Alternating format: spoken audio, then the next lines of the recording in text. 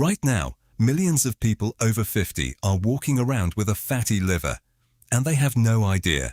There's no obvious pain, no warning sign on your skin.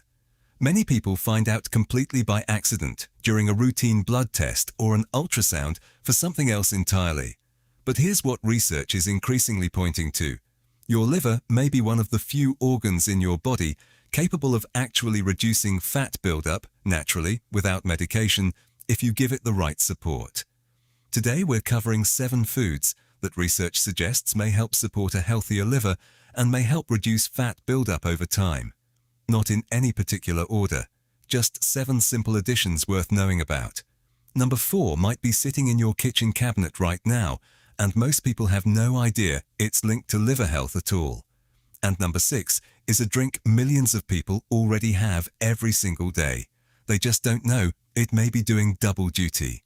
Stick around, because near the end, we'll also cover one common habit that may be working against your liver without you realizing it, even if your diet is otherwise healthy. Food 1. Leafy greens, spinach and kale. Leafy greens are rich in nitrates and a range of antioxidant compounds, along with being naturally low in calories and high in fiber. First, they're extremely high in nitrates and antioxidants, including compounds like lutein and beta-carotene.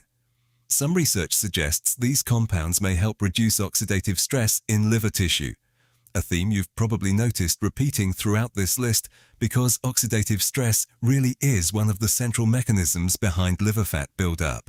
Second, leafy greens are naturally very low in calories but high in fiber and water content, which may help support healthy body weight.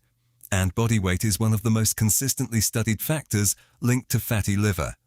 There's also specific research on spinach and its nitrate content, suggesting it may help support healthy blood flow and blood pressure, which indirectly supports overall organ function, including the liver. Kale specifically also contains compounds called glucosinolates, which some research suggests may support the liver's natural detoxification processes, essentially helping the enzymes in your liver that are responsible for breaking down and clearing out waste products. A practical way to add these in: a handful of spinach blended into a smoothie, sautéed kale with garlic and olive oil, which again ties right back to food number 1 and food number 7, or simply a side salad with lunch or dinner using raw spinach as the base. Food 2. Garlic. Garlic contains a compound called allicin, which forms when a garlic clove is crushed or chopped. This is the compound responsible for that strong smell, and researchers believe it's also responsible for many of garlic's potential health benefits. Several studies have looked specifically at garlic and fatty liver. Research suggests that garlic supplementation may help reduce body fat and body weight in people with non-alcoholic fatty liver disease without significantly changing muscle mass. Since excess body fat is one of the biggest drivers of liver fat, this connection matters. Other research indicates garlic may help support healthy cholesterol levels and healthy blood pressure, 2 factors that are closely linked to liver health because the liver plays a central role in processing fats and cholesterol in the bloodstream. There's also early research suggesting garlic compounds may help reduce oxidative stress in liver cells. Oxidative stress is essentially wear and tear at the cellular level, and the liver is especially vulnerable to it when it's working overtime to process excess fat. Now here's an interesting detail. The way you prepare garlic actually matters. Crushing or chopping garlic and letting it sit for about 10 minutes before cooking allows more allicin to form, which may preserve more of its beneficial compounds even after heat is applied. One quick caution: garlic can interact with certain blood-thinning medications, so if you're on blood thinners, it's worth mentioning to your doctor before significantly increasing your garlic intake. Food 3. Green tea. Green tea is rich in a group of compounds called catechins, and one in particular, EGCG, has been the focus of a large amount of liver-related research. Multiple studies suggest that green tea catechins may help reduce fat accumulation in liver cells and may support healthier liver enzyme levels in people with fatty liver disease. Liver enzymes like ALT and AST are often used by doctors as a marker of liver stress. When they're elevated, it can be a sign the liver is under strain. Research also indicates that green tea may help improve how the body handles sugar and insulin. Since insulin resistance is one of the major underlying drivers of fatty liver, anything that supports healthier blood sugar regulation may indirectly support the liver as well. There's also interesting research around green tea and abdominal fat, specifically the type of fat that tends to build up around the belly and organs, including the liver, as we get older. Some studies suggest regular green tea consumption, especially when paired with physical activity, may help reduce this visceral fat over time. Food 4. Avocado. Avocados are rich in monounsaturated fat, the same type of fat found in olive oil, along with fiber, potassium, and a range of antioxidants. Research suggests that diets higher in monounsaturated fats, as opposed to diets high in saturated or heavily processed fats, may be associated with lower liver fat and improved markers of metabolic health. One of the interesting things about avocado specifically is its fiber content. A single avocado contains a meaningful amount of fiber, and studies suggest fiber may help slow down fat and sugar absorption in the gut, which can help reduce the spikes in blood sugar and insulin that are closely tied to fatty liver over time. Avocados also contain compounds called carotenoids and tocopherols, types of antioxidants that some research suggests may help protect liver cells from oxidative damage, similar to the mechanism we talked about with garlic. There's also research specifically looking at avocado consumption and markers of metabolic syndrome, a cluster of conditions including high blood pressure, high blood sugar, and excess abdominal fat, all of which are closely connected to fatty liver disease.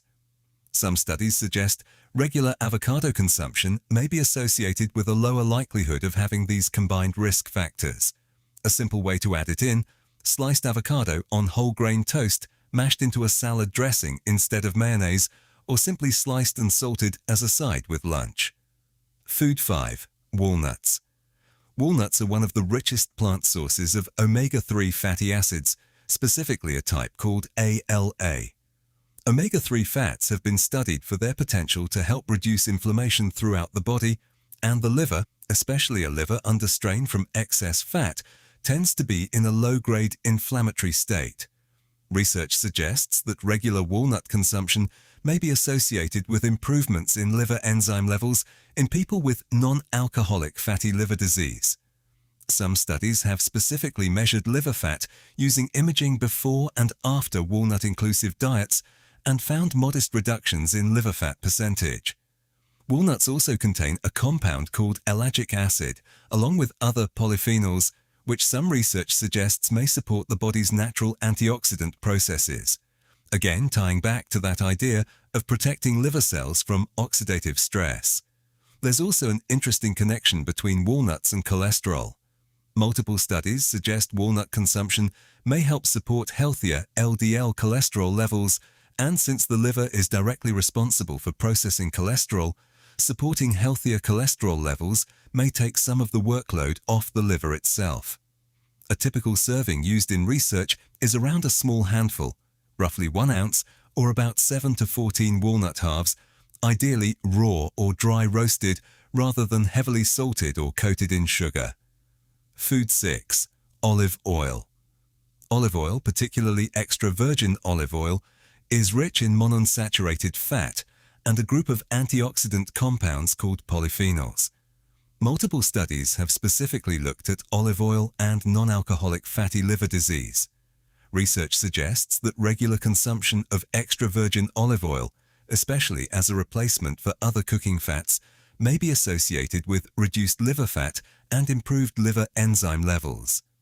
One of the more interesting angles of this research is around the Mediterranean diet as a whole, a dietary pattern where olive oil is the primary fat source.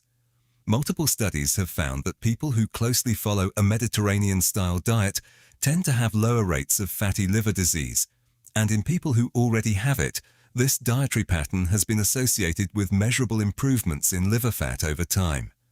The polyphenols specifically found in extra virgin olive oil, the less processed, more robust tasting kind, appear to play a meaningful role here. Some research suggests these compounds may help reduce inflammation and support the liver's antioxidant defenses. A reasonable amount referenced in several studies is around 2 to 4 tablespoons per day, used for cooking at moderate temperatures, drizzled over vegetables, or used as a base for salad dressing. Food 7. Blueberries. Blueberries are small, but research suggests they may punch well above their weight when it comes to liver health. They're extremely rich in a group of antioxidants called anthocyanins, the compounds responsible for their deep blue-purple color. Anthocyanins have been a major focus of liver research over the past several years. Some studies suggest that anthocyanins may help reduce fat accumulation in liver cells and may support healthier lipid, meaning fat and cholesterol, processing in the body. Because these compounds are strong antioxidants, they may also help protect liver cells from the kind of oxidative stress we've talked about throughout this video. There's also research connecting blueberries to improved insulin sensitivity. Since insulin resistance is one of the core underlying issues in most cases of fatty liver, anything that may help support healthier insulin function is worth paying attention to. A typical serving used in studies is around 3/4 of a cup to 1 cup per day, fresh or frozen. Frozen blueberries generally retain a very similar nutrient profile to fresh ones, so they're a perfectly good option, especially outside of berry season. If this video helped you understand your liver a little better, do me a favor and hit that subscribe button. We post new videos on heart and metabolic health for people over 50 every single week, and you won't want to miss the next one. And one more time, just to be clear, this video is for educational purposes only, and it's not a substitute for medical advice. If you suspect you may have fatty liver, please talk to your doctor, who can properly evaluate you and guide you toward the right next steps. Thank you so much for watching, and I'll see you in the next one.